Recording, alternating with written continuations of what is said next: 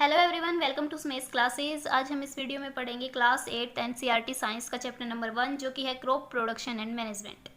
जैसे कि आपको नाम से ही क्लियर हो रहा होगा, इसमें हमें क्या पढ़ना है कि क्रॉप के प्रोडक्शन से लेकर उसे लास्ट में हम स्टोरेज पार्ट तक हमें पूरी कंप्लीट प्रोसेस को पढ़ना है। बेसिकली हम इसमें क्या पढ़ेंगे, इसमें हम एग्रीकल्चर प्रैक्टिस को पढ़ने वाले हैं। तो इंट्रोडक्टरी पार्ट में जो है वो आपके एनसीईआरटी में एक वर्ड लिखा हुआ है स्पेशली, जो कि है नोमैडिक। नोमैडिक का मीन्स क्या होता है? Wandering peoples. यहाँ पे उन्होंने ऐसा क्यों लिखा है? उन्होंने कहा है कि 10,000 BC तक जो थे वो ह्यूमन बींग्स खेती करना नहीं जानते थे। वो एक जगह से दूसरी जगह ऐसे घूमते रहते थे। वहाँ पे एक कॉलोनी नहीं बसाई गई थी, जैसे कि अभी शहर कस्बे गाँव, तो ऐसा कुछ नहीं था। तो पीपल एक जगह से दूसरी जगह पर घूमते थे, जहाँ उन्हें भोजन मिलता था वो अपना ले लेते थे। फॉरेस्ट से फल हो गए जैसे, या फिर एनिमल की हंटिंग के थ्रू, तो ऐसे वो अपने फूड की नीड को पूरा करते थे।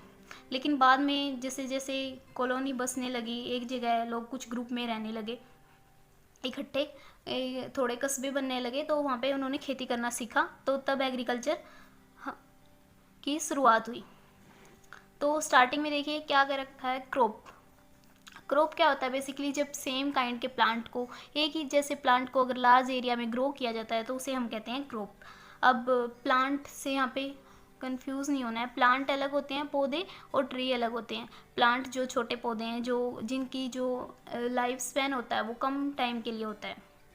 मीन्स वो अपना जो अपना लाइफ साइकिल है वो 1 साल में, 6 महीने में, या फिर कम टाइम में अपना कंप्लीट कर लेते हैं। जनरली वो हम प्लांट की कैटेगरी में काउंट करते हैं, और ये हाइट के बेसिस पे भी होता है।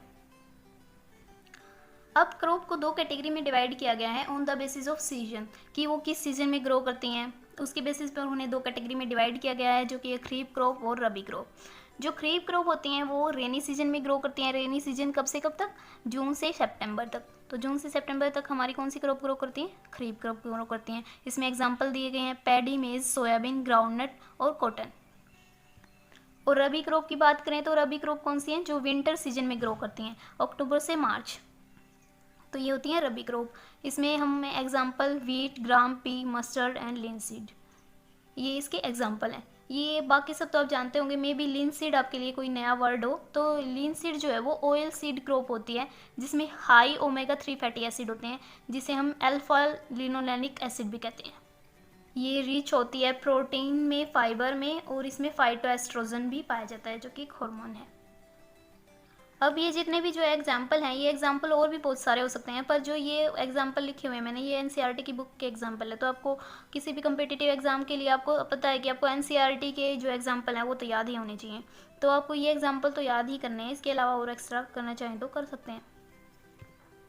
उसके बाद एक स्पेशली एक लाइन दी गई थी एनसीईआरटी की बुक में कि pulses and vegetable are grown during summer season. तो समर में पल्सेस, और पल्सेस मीन्स जो दालें होती हैं, दलहन वाली फसलें, ये वेजिटेबल वो ग्रो की जाती हैं समर में। पर ऐसा मतलब नहीं है स्पेसिफिकली कि कुछ पल्सेस ऐसी भी होती हैं जो खरीफ सीजन में ग्रो की जाती हैं, जैसे मूंग है, अरहर है, वो खरीफ क्रॉप के अंदर आती है। तो ये जनरलाइज करके लिखा हुआ है, बाकी डिपेंड करेगा किस टाइप की पल्सेस हैं। अब समर में ग्रो होने वाली वेजिटेबल में बेसिकली हम क्या एग्जांपल ले सकते हैं? पम्पकिन ले सकते हैं, वाटरमेलन ले सकते हैं, कुकुम्बर ले सकते हैं। तो ये हो गए एग्जांपल। वैसे जो समर में ग्रो होती हैं फसल, जिस समर सीजन में होती हैं, उन्हें हम क्या कहते हैं? जैद क्रॉप भी कहा जाता है, जैद क्रॉप। पर क्योंकि एनसीईआरटी में 2 ही क्लासिफिकेशन लिख रखी हैं, तो अभी हम एनसीईआरटी के अकॉर्डिंग पढ़ रहे हैं, तो ये 2 क्लासिफिकेशन है। अगर एक्स्ट्रा के लिए याद रखना चाहे तो रख सकते हैं। जैद क्रॉप समर सीजन में ग्रो होने वाली क्रॉप को कहते हैं। इनका टाइम पीरियड क्या होता है? March to June. अब आता है कि एग्रीकल्चर प्रैक्टिस मीन्स एक जर्नलाइज फॉर्म होती है किसी भी क्रॉप को ग्रो करने के लिए, एक जर्नल प्रोसेस होती है। वो क्या होती है? उसके स्टेप को देखते हैं हम। ये सीक्वेंस आपको एज इट इज़ लर्न करना है। मे भी सीक्वेंस पूछ लिया जाए कि कौन सा सीक्वेंस करेक्ट है, आपको एमसीक्यू दे रखे हैं, उसमें से आपको ऑप्शन दिया जाए, आपको बताना हो कौन सा सीक्वेंस करेक्ट है, या फिर फिल इन दी ब्लैंक्स करके पूछ लिया जाए आपसे, उसमें ऑप्शन दे रखे होंगे कि इस ब्लैंक में कौन सा ऑप्शन आएगा। तो फर्स्ट स्टेप होता है प्रिपेरेशन ऑफ सोइल। स्टार्टिंग में कोई भी सोइल है वो प्रिपेयर की जाती है कि उसमें सीड जो है वो ग्रो कर सके। फिर सोइंग में क्या होता है कि सीड ग्रो किया जाता है, सीड की क्वालिटी चेक की जाती है, फिर सीड को ग्रो करते हैं। फिर एडिंग मैन्यूर एंड फर्टिलाइज़र, फिर मैन्यूर और फर्टिलाइज़र डाला जाता है ताकि जो वो जर्मिनेटिंग सीड है, वो जो छोटा सा सीडलिंग हुई है, प्लांट निकला है छोटा सा, और उसे प्रॉपर न्यूट्रिएंट्स मिल सकें।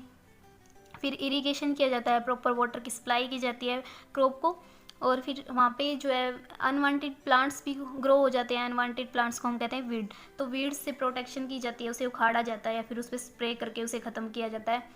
उसके बाद फसल पक के तैयार हो जाती है तो हार्वेस्टिंग की जाती है, फसल को कट कर लिया जाता है, और कट करने के बाद उससे फसल जब हमें मिल जाती है, थ्रेसिंग की प्रोसेस करके उसे हम बाद में स्टोरेज किया जाता है।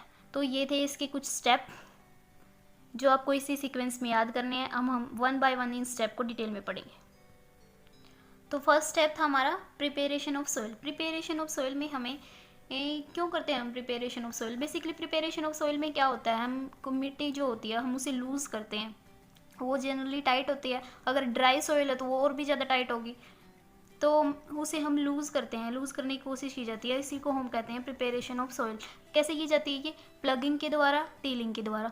प्लगिंग, खेत जोतना आपने सुना होगा, पहले जो ट्रेडिशनल मेथड थे उनके द्वारा आपने देखा होगा, जो बुल होते हैं उनके कंधे पे हल रखा होता था, तो एक पैर के साथ वो खेत की जुताई करते थे।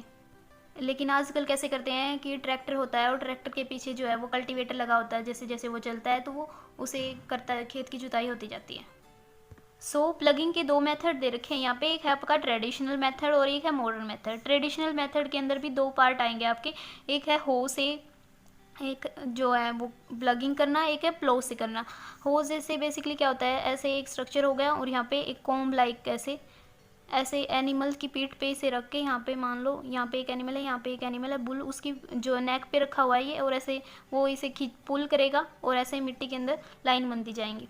और प्लगिंग में बेसिकली ये भी कुछ ऐसा इंस्ट्रूमेंट होता है, यहाँ पे इसका इसे हम कहते हैं प्लो साफ्ट। और ये भी ऐसे हल जो देखा होगा ना आपने पिक्चर्स में, जब भी किसान की कोई मूवी दिखाते हैं तो ऐसे हल ही दिखाते हैं उसमें।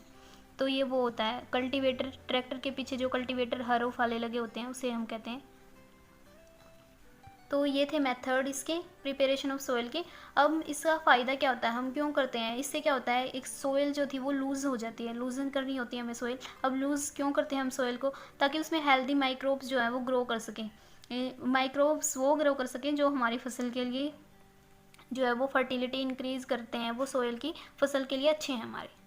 जैसे अर्थवॉर्म हो गया, एक राइजोबियम बैक्टीरिया होता है, राइजोबियम बैक्टीरिया जो कि नाइट्रोजन को फिक्स करता है।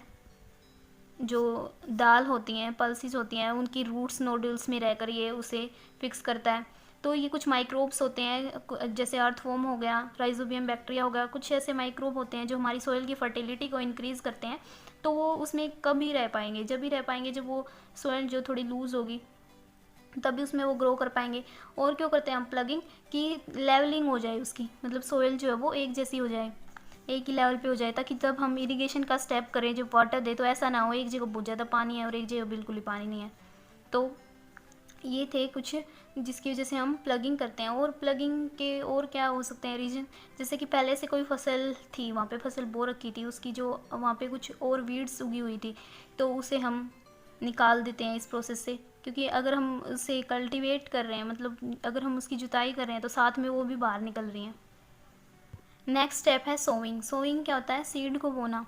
अब सीड को भी दो तरीके से बोया जाता है, एक ट्रेडिशनल मेथड, एक है मॉडर्न मेथड। ट्रेडिशनल मेथड में क्या होता था, ऐसे ही ह्यूमन बींग्स जो है वो हाथ से मतलब सीड कहीं कहीं गिरा देते थे, या फिर एक और मतलब वो था कि कुछ फनल से, बाद में फनल्स के थ्रू करने लगे थे। ऐसे जैसे हल होता है ना पीछे, ऐसे ही यहाँ पे इस स्ट्रक्चर में एक फ़नल और लगा देते थे, ऐसे फ़नल, और इसका बिल्कुल पॉइंटेड एंड होता था जो कि सोइल में नीचे तक जाता था।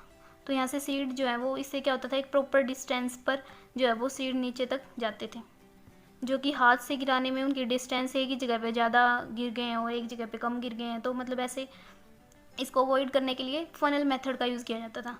लेकिन इसमें बहुत टाइम कंज्यूमिंग था, बहुत लेबरस था, तो मॉडर्न मेथड आया जिसमें क्या हुआ, सीड ड्रिल। सीड ड्रिल जो है वो मशीन के थ्रू यूज़ किया गया है। ये भी ट्रैक्टर के पीछे मशीन लगाई जाती है, सीड ड्रिल कल्टीवेटर की तरह ही होती है। उसमें जो है वो सीड डाले जाते हैं और वो बहुत जल्दी से बहुत लार्ज एरिया में सीड ग्रो किए जा सकते हैं इस प्रोसेस से, वो भी एक पर्टिकुलर डेफिनेट डिस्टेंस पर जितना आप चाहें उतने रिक्वायरमेंट के अकॉर्डिंग। अब ये तो हो गए मेथड से पहले हमें ये भी तो पता होना चाहिए कि हम क्या कौन से सीड लेने वाले हैं। तो हमें सीड, जैसे सीड लेंगे वैसे ही फसल होगी। तो सीड जो है वो अच्छी क्वालिटी के होने चाहिए, हेल्दी सीड होने चाहिए। और इसका हम पता कैसे करेंगे? इसका पता करने के लिए आपकी बुक में एक एक्टिविटी दी गई है, एनसीईआरटी की बुक में। उसमें क्या कहा गया है कि वाटर लेना है आपको बीकर में, और वहाँ पे जो कुछ सीड डाल देने हैं। और आप देखेंगे कि कुछ सीड तो है वो बिल्कुल नीचे बैठ जाएंगे, और कुछ सीड जो है वो फ्लोट करेंगे पानी के ऊपर। तो फ्लोट कौन से सीड करेंगे? माइक्रोब्स जो है वो, माइक्रोब नहीं कहेंगे उन्हें, पेस्ट कहते हैं। पेस्ट जो होंगे वो उसके सीड को अंदर से खा गए होंगे, खोखला कर दिया होगा, तो वो हल्के हो जाएंगे, तो ऊपर पानी में तैरेंगे। तो ऐसे हम डिफ्रेंशिएट कर सकते हैं हेल्दी सीड को और जो सीड हमारे लिए यूज़फुल नहीं है, ख़राब हैं, उनको। तो ये छोटी सी एक्टिविटी दी गई है बुक में। और क्या क्या मेथड हो सकते हैं? और भी बहुत सारे मेथड हो सकते हैं। जैसे केमिकल से ट्रीटमेंट किया जाता है सीड का, पहले सीड को भिगोया जाता है। अलग अलग सीड के लिए अलग अलग दवाई आती हैं आजकल, जिसमें सीड को भिगोया जाता है एक पर्टिकुलर डाइल्यूट करके, उसे जो भी दवा दी गई है उसे डाइल्यूट करके उसमें सीड को भिगोया जाता है, जिससे जो है वो जो ख़राब सीड है उनके अंदर, अगर कुछ ख़राब है तो उनके अंदर से वेस्ट मर जाएँ, और जो हल्के हैं वो तो ऊपर ऑटोमेटिकली आ ही जाएंगे। और भी बहुत सारे मेथड हैं, आजकल हाइब्रिड सीड आ गए हैं। ओके, तो अच्छा, यहाँ पे आपको एक बात और ध्यान रखनी है, वो क्या है कि अगर सोविंग है और प्रिपरेशन ऑफ सोइल है, ये स्टेप जो है, अगर सोइल ड्राई है तो आप इन स्टेप से पहले क्या कर सकते हैं कि इरिगेशन का जो, इरिगेशन तो नहीं कहेंगे उसे क्योंकि इरिगेशन तो क्रॉप में पानी देना हो गया। तो आप क्या कर सकते हैं, पहले वाटरिंग कर सकते हैं पहले सोइल में, क्योंकि सीड तभी जर्मिनेट करेगा जब उसे मॉइस्चर मिलेगा। सीड को जर्मिनेट करने के लिए बेसिकली क्या चाहिए? सनलाइट चाहिए, मॉइस्चर चाहिए और न्यूट्रिएंट्स चाहिए। तो मॉइस्चर होना ज़रूरी होता है सोइल में, तभी वो लूज़ हो पाती है, अदरवाइज़ वो लूज़ भी नहीं हो पाएगी। तो पहले आपको वाटरिंग करनी पड़ती है ऐसे केस में। ओके, तो चलते हैं थर्ड स्टेप पे। थर्ड स्टेप क्या है? Adding manure and fertiliser. Manure और फर्टिलाइज़र ऐड किए जाते हैं। क्यों ऐड किए जाते हैं? क्योंकि अब वो सीड जो है वो जर्मिनेट हो गया होगा। अब जर्मिनेट हो गया है, उसमें कुछ सीड के अंदर जो है वो न्यूट्रिएंट्स होते हैं, तो उसने वो तो यूज़ कर लिए, ये थोड़े बहुत सोइल के भी यूज़ कर लिए होंगे। अगर पहले से सोइल में फसल ग्रो करते जा रहे हैं तो सोइल में इतने जो है वो न्यूट्रिएंट्स होंगे भी नहीं, तो हमें एक्स्ट्रा बाहर से ऐड करने पड़ेंगे ताकि उसकी प्रॉपर ग्रोथ हो उसके। तो मैन्योर और फर्टिलाइज़र हम ऐड करते हैं। तो मैन्योर क्यों ऐड करते हैं हम और फर्टिलाइज़र क्यों ऐड करते हैं, पता चल गया। लेकिन मैन्योर कब ऐड करते हैं और फर्टिलाइज़र कब ऐड करते हैं, इनमें क्या डिफरेंस है वो देखते हैं। जो मैन्योर होते हैं वो ऑर्गेनिक सब्सटेंसेस से बने होते हैं। ऑर्गेनिक सब्सटेंसेस जैसे जो डेड प्लांट हैं, डेड एनिमल हैं, या फिर जो ऑर्गेनिक वेस्ट होता है जैसे रसोई का कचरा हो गया, तो ऑर्गेनिक सब्सटेंसेस से ही बनते हैं मैन्योर, कहते हैं हम मैन्योर। और इस किस प्रोसेस से बनते हैं? ये डीकम्पोजिशन प्रोसेस से। डीकम्पोजर्स आपने सुना, पढ़ा होगा। डीकम्पोजिशन होती है माइक्रोब्स के थ्रू, बैक्टीरिया के थ्रू, फंजाई के थ्रू।